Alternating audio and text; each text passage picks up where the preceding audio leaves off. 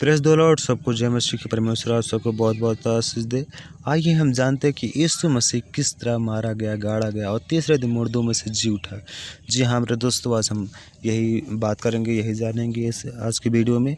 अगर आप मेरे वीडियो में नए हैं तो प्लीज़ मेरे वीडियो को लाइक कीजिए, शेयर कीजिए और ज़्यादा से ज़्यादा शेयर कीजिए, क्योंकि मैं चाहता हूँ ये वीडियो हर एक विश्वासी, हर एक भाई बहनों के पास पहुँचे, ताकि वो लोग विश्वास करें और प्रभु यीशु मसीह में उद्धार पाएँ। तो चलते हैं, बिना देर के वीडियो में आगे बढ़ते हैं। तो हम जानते हैं कि यीशु मसीह का किस तरह मारा गया, गाड़ा गया और तीसरे दिन मुर्दों में से जी उठा है। इसको चलते हैं मेरे दोस्तों, हम पढ़ते हैं कि यीशु का क्रूस पर चढ़ाया जाना। बाहर जाते हुए उन्हें समौन नामक एक कुरैनी, बस मतलब मैं तुम्हें शॉर्टकट में आप सबको बताऊंगा क्योंकि वीडियो बहुत लंबा हो जाएगा। तो जब यीशु मसीह को मतलब वहाँ से पिलातुस ने ऑर्डर दे दिया कि जाओ वहाँ ले जाओ, क्रूस पे चढ़ा दो, मार डालो इसको वहाँ। तो उसने जब रास्ते में यीशु मसीह क्रूस लेके आ रहे थे तो उनको वो नहीं ला, शायद गिर को बहुत चोट लगी थी, गिर पड़ रहे थे बेचारे परमेश्वर के प्रति। तो एक बाहर जाते हुए उन्हें सामान नामक एक कुरैनी मनुष्य मिला। उन्होंने उसे बेगर में पकड़ लिया कि उसका क्रूस उठाकर ले चले।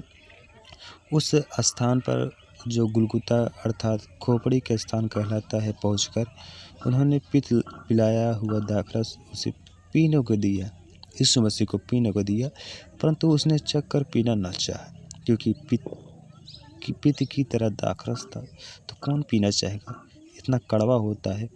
तब उन्होंने उसे क्रूस पर चढ़ाए और चिट्ठियाँ डालकर उसके कपड़े फाड़ बांट लिए और वहाँ बैठकर उसका पहरा देने लगे और उसका दोष पत्र उसके सिर के ऊपर लगाया कि यहूदियों का राजा यीशु है।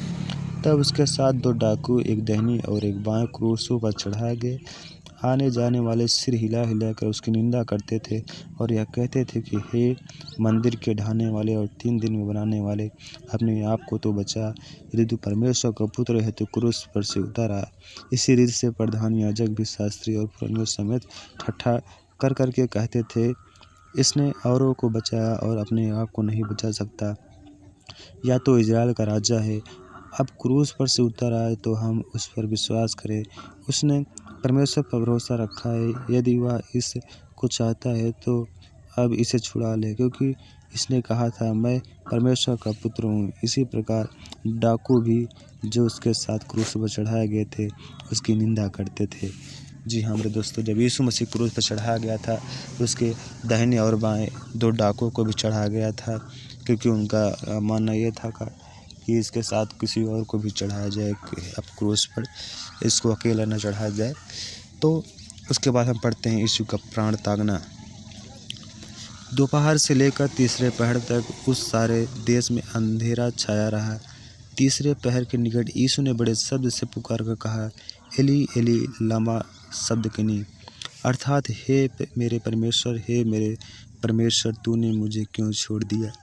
प्रभु यीशु मसीह बहुत दर्द पीड़ा में से होकर बोलते हैं, अपने परमेश्वर, अपने पिता को पुकारते हैं कि हे पिता तूने मुझे क्यों छोड़ दिया, हे मेरे परमेश्वर तूने मुझे क्यों छोड़ दिया।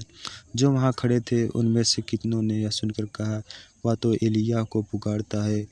उनमें से एक तुरंत दौड़ा और अस्पंज लेकर सिरके में डुबाया और सरकंडे पर रखकर उसे चुसाया और उन्होंने कहा, रह जाओ, देखिए एलिय्याह उसे बचाने आता है कि नहीं।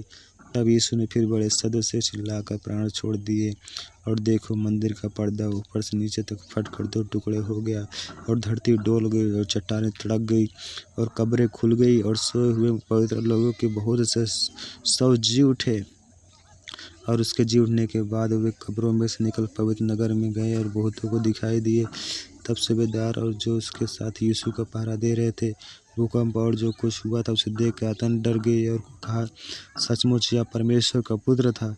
वहाँ बहुत सी स्त्रियाँ जो गलील से यीशु की सेवा करती हुई उसके साथ आई थी, दूर से देख रही थी। उनमें मरियम मगदलीनी और याकूब और योसेस की माता मरियम और जब्दी के पुत्र की माता थी। यहाँ पर उसके बाद बताता है परमेश्वर का दास यीशु का गाड़ा जाना। जब सांझ हुई तो यूसुफ नामक अरमितिया का एक धनी मनुष्य था, जो आप ही यीशु का चेला था, आया। उसने पिलातुस के पास जाकर यीशु का शव मांगा। इस पर पिलातुस ने दे देने की आज्ञा दी। यूसुफ ने शव लिया, उसे उज्ज्वल चादर में लपेटा और उसे अपनी नई कब्र में रखा जो उसने चट्टान में खुदवाई थी। और कब्र के द्वार पर बड़ा पत्थर लुढ़कवा कर चला गया। मरियम मगदलीनी और दूसरी मरियम वहाँ कब्र के सामने बैठी थी। दूसरे दिन, जो तैयारी के दिन के बाद का दिन था, प्रधान याजकों और फरीसियों ने पिलातुस के पास इकट्ठे होकर कहा, हे महाराज, हमें स्मरण है कि उस भरमाने वाले ने जब वह जीवित था कहा था, मैं 3 दिन के बाद जी उठूंगा। अतः आज्ञा दे कि तीसरे दिन तक कब्र की रखवाली की जाए, ऐसा न हो कि उसके चेले आकर उसे चुरा ले जाए और लोगों से कहने लगे कि वह मरे हुए में से जी उठा है। तब पिछला धोखा पहले से भी बुरा होगा। पिलातुस ने उनसे कहा, तुम्हारे पास पहरुए तो हैं, जाओ अपनी समझ के अनुसार रखवाली करो। अतः वे पहरुए को साथ लेकर गए और पत्थर पर मुहर लगा कब्र की रखवाली की। उसके बाद परमेश्वर के दास आगे लिखता है कि यीशु का पुनरुत्थान। शब्द के दिन के बाद सप्ताह के पहले दिन पाँव फटते ही मरियम मगदलीनी और दूसरी मरियम कब्र को देखने आए। शब्द के दिन मतलब एक पवित्र दिन होता है, यानी कि शनिवार का दिन। जी हाँ मेरे दोस्तों, जो हम लोग संडे को मानते हैं चर्च वगैरह, मतलब तो परमेश्वर का 7वां दिन विश्राम का दिन है। जी हाँ मेरे दोस्तों, जो रियल है वो 7वां दिन विश्राम का दिन है। तो और आगे बताता है, और देखो एक बड़ा भूकंप हुआ, क्योंकि प्रभु का एक दूत स्वर्ग से उतरा और पास आकर उसने पत्थर को लुढ़का दिया और उस पर बैठ गया। उसका रूप बिजली का सा और उसका वस्त्र पाल के समान उज्ज्वल था। उसके भय से पहरुए काँप उठे और मृतक समान हो गए। स्वर्गदूत ने स्त्रियों से कहा, मत डरो, मैं जानता हूँ कि तुम यीशु को जो क्रूस पर चढ़ाया गया था ढूंढती हो। वह यहाँ नहीं है, परंतु अपने वचन के अनुसार जी उठा है। जाओ यह स्थान देखो जहाँ पर वो पड़ा था और शीघ्र जाकर उसके चेलों से कहो कि वह मृतकों में से जी उठा है और वह तुमसे पहले गलील को जाता है, वहाँ उसका दर्शन पाओगे। देखो, मैंने तुमसे कह दिया। वे भय और बड़े आनंद के साथ कब्र से शीघ्र लौटकर उसके चेलों को समाचार देने के लिए दौड़ गई। तब यीशु उन्हें मिला और कहा, सलाम।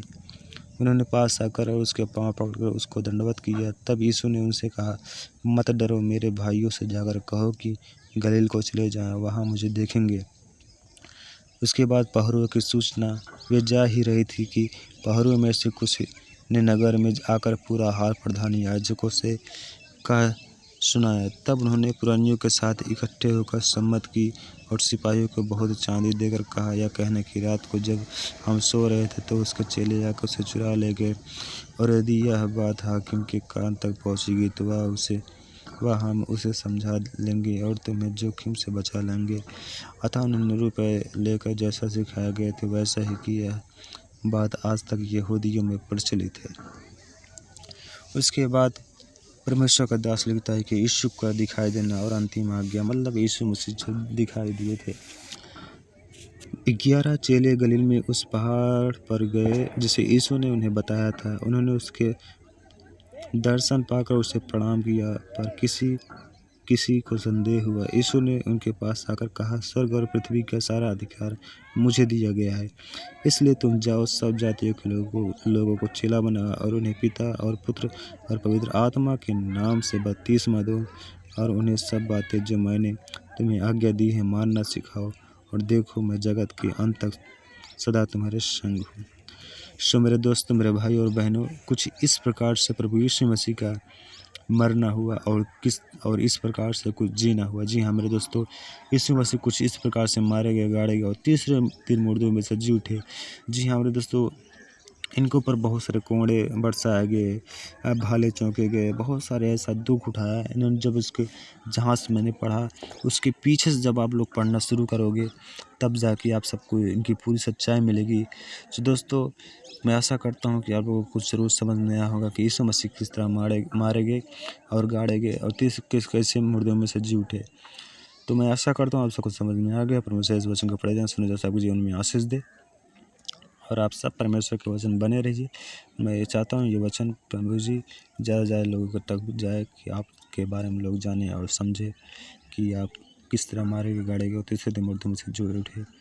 आप ही उद्धारकर्ता परमेश्वर जीवित हैं।